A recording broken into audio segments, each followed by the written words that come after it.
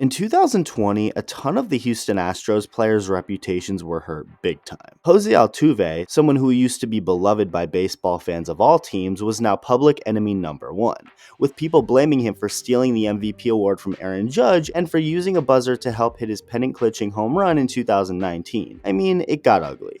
Fun fact, it was actually proven that Jose Altuve didn't really cheat in 2017 compared to most of the Astros hitters, and even if he did indeed cheat, Aaron Judge still had better numbers than Altuve that season, and therefore always deserved the award. But that's beside the point. Have you been eating the way you should be? If you're not using Factor 75, the answer is no. Factor 75 requires zero prep and no mess to clean up, cutting out stressful meal planning and extensive prepping, so meals come together in minutes, taking the guesswork out of what to make for breakfast, lunch, or dinner. Factor even offers meals for those looking to follow low-calorie or vegan and vegetarian lifestyles. When it comes to your body and fitness, that all starts with food, and Factor makes it possible for you to achieve your daily goals through nutritious, purposeful eating, ingredients with integrity, and dietitian approved. What I love about Factor is how quick and easy it is to make while also being a quality meal. And as far as meal plans go, they offer variety with a rotating weekly menu of 27 plus meal options and 33 plus add-ons like smoothies, keto shakes, desserts, and more. This is just scratching the surface. So what are you waiting for? Use my link or go to go.factor75.com and use the code POGITALK60 for 60% off your first box. Again, use my link or go to go.factor75.com and use the code POGITALK60 for 60% off your first box. Now, back to the video. Altuve became very hated. As for another player who was front and center in all the controversy, star shortstop Carlos Correa. Altuve got a lot of hate, but it was Correa who fully embraced the villain persona after the scandal broke, saying things like the 2017 Astros earned that championship and literally telling other players to Personally, Correa became my most hated player in the league. I couldn't stand his antics and how he acted after the cheating was exposed, as I never felt like he took much responsibility for his actions and felt any remorse for cheating the Dodgers out of a championship. With that said, the man has since grown on me, and I have a much different outlook on him. Now, this video isn't to persuade you to like Carlos Correa if you didn't like him to begin with. However you feel about him personally is your choice, and I'm not here to lecture you on how to think. But whether you like Correa or not, I think it's important to understand how smart he is as a person and as a baseball player. Carlos Correa isn't a guy who goes out and only relies on his natural feel to be a good hitter and player. He's actually very nerdy in a sense where he is all about analytics, numbers, and the facts. The analytics, numbers, and facts that make you a better baseball player. As he focuses very heavily on all the new-aged ways of thinking. This notion really hit me and many others for the first time in October of 2021 when Correa was on MLB Network before the Astros took on the White Sox in the ALDS. When asked by reporter Alana Rizzo on why he thinks the Astros are so good, Correa went on to mention how the Astros offense was first in WAR, in other words, wins above replacement, and how they were second in defensive runs saved. Rizzo was immediately taken aback, saying that it's crazy that Correa knows and mentions those stats considering most players around the league probably wouldn't be able to. And this was Correa's response. I believe in the analytics, and I think they help you win ball games, whether it's the shift, whether it's WRC+.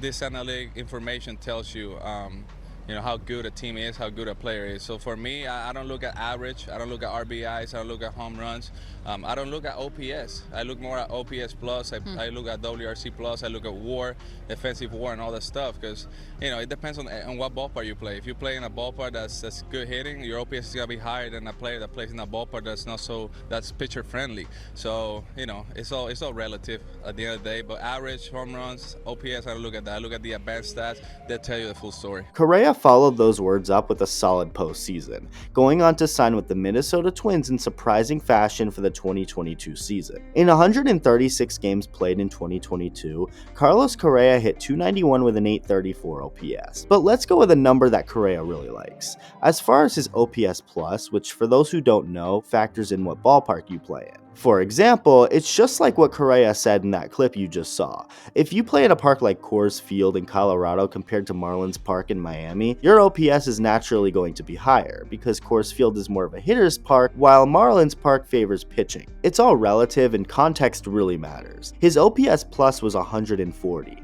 100 is league average, so Correa was 40 points above league average. That's really good. Before the 2022 season ended, Correa had his now infamous little analogy in front of the media when discussing his intent to stay with the Twins, saying that it's just like going to the Dior store. If you walk into that store and want something, you buy that product for what it's worth. In Correa's eyes, he's the product, and if the team wants him, they gotta pay him.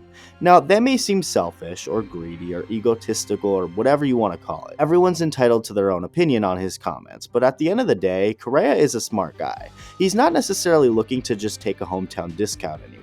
He wants what he's worth, and he knows what he's got to do in order to get what he's worth. Correa was recently part of the TBS crew covering the MLB postseason with Curtis Granderson, Jimmy Rollins, and Pedro Martinez. And there was a segment in which Correa explained analytics and how it not only just helps him do better as a player, but it's also something he instills into the heads of his teammates to help them out too. What this is the sequel to that first clip you saw from Correa back in 2021. But this time we're in 2022, and this was one of the more fascinating things I've ever heard a player of any sort talk about. And it really puts Correa's intellect on a loudspeaker for the whole world to see.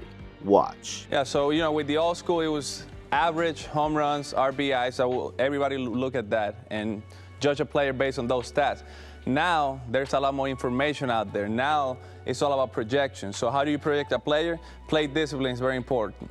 WRC Plus takes into consideration the ballparks you play in, the league you play in, the quality of contact, your play discipline, just about everything in just one stat. So when GMs, when front offices, when they look at stats, they want to look at WRC Plus for a hitter, OPS Plus, and WOBA. Those are the most important stats right now in baseball.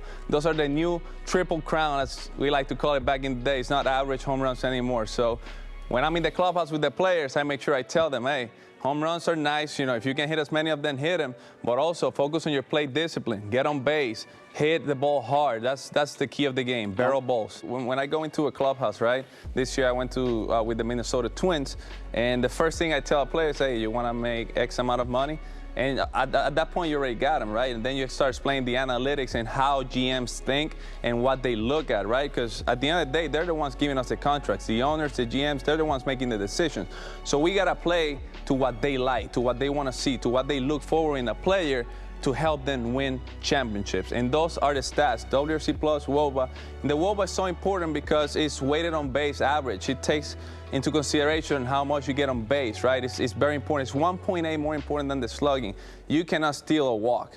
You cannot steal a walk. You can hit a ball at 110, at 15 degrees, and it can get caught. When you have the plate discipline, doesn't matter if the contract is 10 years, 5 years. If you have the plate discipline like a guy like Joey Votto, a guy like Mike Trout, you're always going to have success because when you're going 0 for 10, there's 5, 6 walks in between, so your OPS is staying pretty much the same.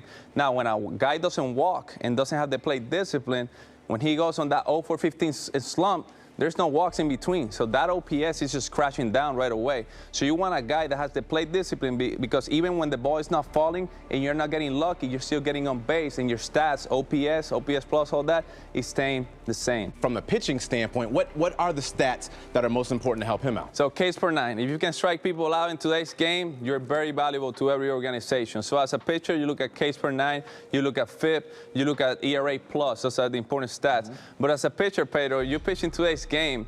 Back when you pitch, you go based on feel and just reading swings, right? In today's game, there's so much data that you know where the holes for every hitter are.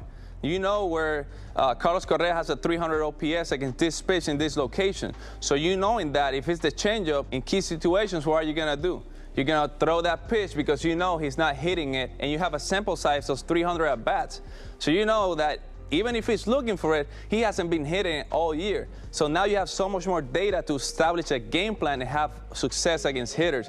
The way we hit is by mistakes. So when you guys make mistakes and don't execute, that's how we hit the home runs and that's how we slug. You're told to walk. But why? What's the importance of a walk? We were taught you don't walk off an island. You have to hit your way off an island. So the deeper the slump got, the more aggressive you want it to become to get that feel back. But understanding how they weigh a walk in a slump I would have done things differently. Although walks are important, I get on base, I can steal bases. We were told you have to hit your way out of a slump. You don't walk your way out of a slump. And to the people listening to us, walking doesn't mean put the bat on your shoulder and doesn't swing.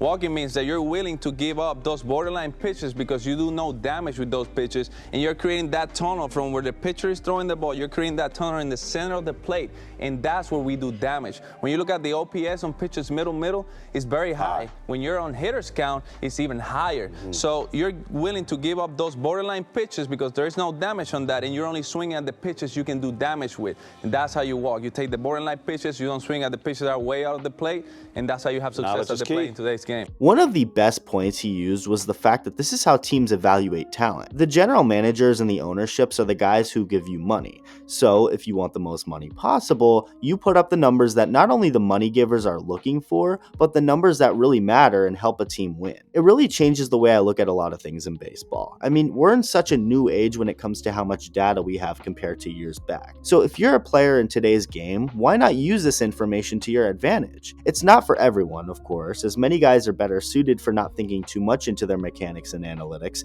but if it's something that can potentially work for you as a player, you most definitely can use it to get ahead. Carlos Correa is basically a baseball nerd in a very talented athletic body, and I think that's pretty cool. Although it would be nice to see him play in October, it's a treat to see him spread his baseball knowledge and IQ like this on TV. Whether you still despise Correa after watching this or not, I hope this at least sheds some light on how smart he is, and what makes him such a valuable player to have on a team. Let me know what you think, like and subscribe if you enjoyed this video, and I'll see you in the next one.